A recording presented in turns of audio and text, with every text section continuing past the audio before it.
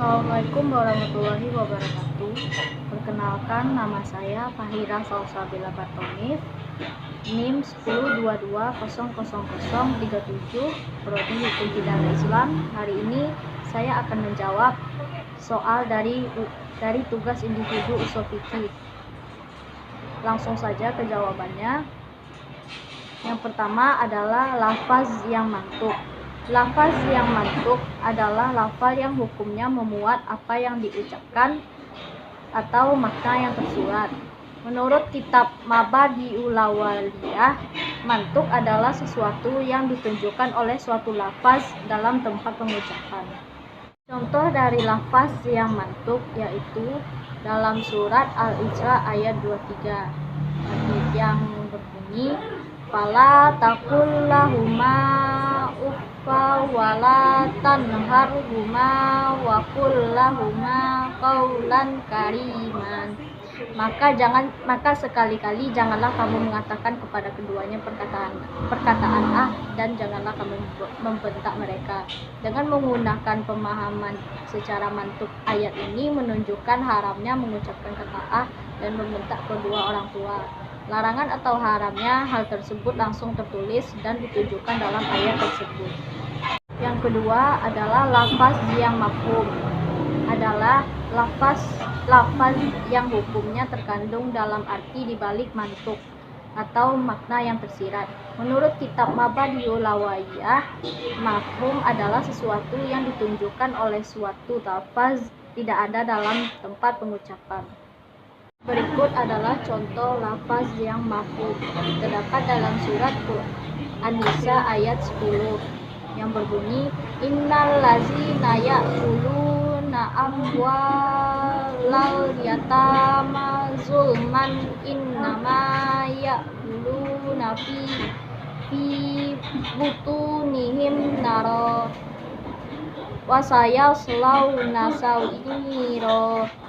Yang artinya, sesungguhnya orang-orang yang memakan harta anak yatim secara zalim, sebenarnya mereka itu menelan api dalam perutnya dan mereka akan masuk ke dalam api yang menyala-nyala atau neraka. Hukumnya membakar atau setiap cara yang menghabiskan harta anak yatim sama hukumnya dengan memakan harta anak tersebut berarti dilarang.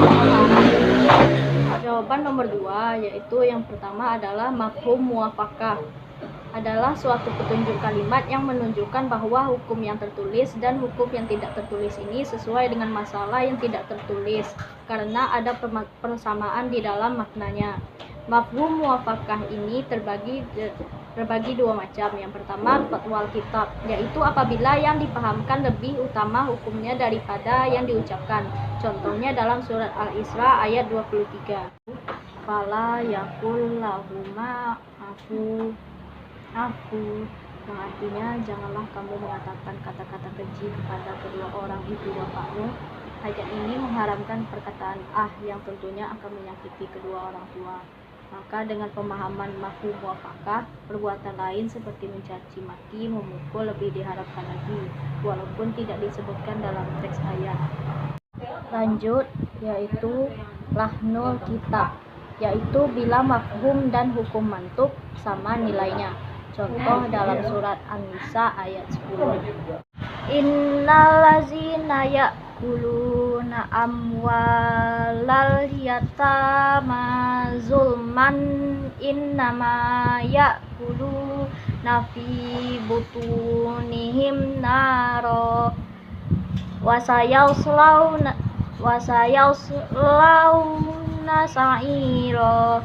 Yang artinya, sesungguhnya orang-orang yang memakan harta anak yatim secara zalim, sebenarnya mereka itu menelan api dalam perutnya dan mereka akan masuk ke dalam api yang menyala-nyala atau neraka.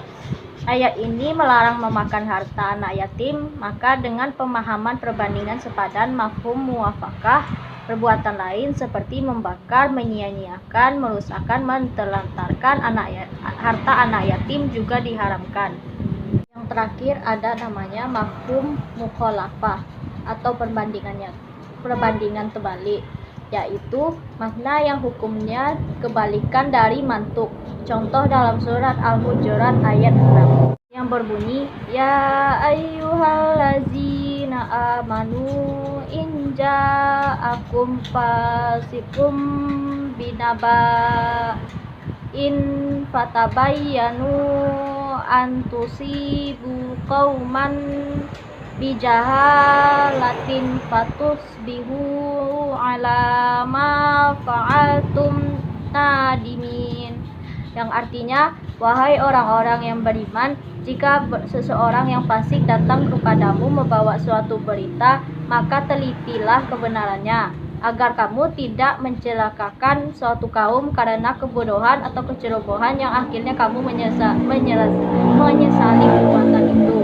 Ayat ini memerintahkan memeriksa dan meneliti berita yang dibawa oleh orang fasik. Maka dengan pemahaman perbandingan terbalik, mafhum mukhalafah, bahwa berita yang dibawa oleh orang yang tidak fasik tidak perlu diperiksa dan diteliti. Baik, itu saja yang saya sampaikan. Lebih dan kurangnya saya mohon maaf, dan apabila ada salah kata saya mohon maaf. Wassalamualaikum warahmatullahi wabarakatuh.